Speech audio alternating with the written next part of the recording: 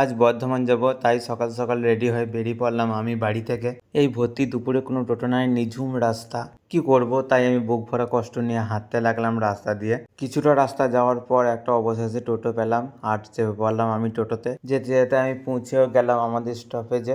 ওখানে একটু ঘোরাঘুরি করে এদিক ওদিক তাকাতেই দেখি বাসটা চলে এসছে।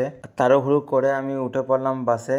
আর এইদিকে আমি পৌঁছেও গেলাম কলেজ মোড়ে। ওখান থেকে একটা টোটো ধরে আমি চলে গেলাম খোঁজবাগানে।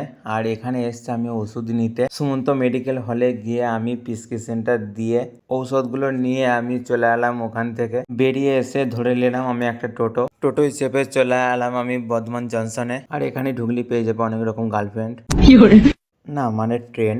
ওখান থেকে বেরিয়ে আমি ধরে নিলাম আবার টোটো। আর টোটোতে চেপে আমি উঠে পড়লাম ওভারব্রিজের ওপরে। আর এইদিকে দেখতে দেখতে আমি পৌঁছেও গেলাম নেড়িদিঘি বাস স্ট্যান্ডে। সেখান থেকে হাঁটতে হাঁটতে আমি চলেও এলাম আমার ফুপুদের বাড়িতে। আর হ্যাঁ, এটাই হলো আমার ছোট ফুপুদের বাড়ি। আর দেখতে দেখতে আমি ঢুকে পড়লাম বাড়ির ভেতর।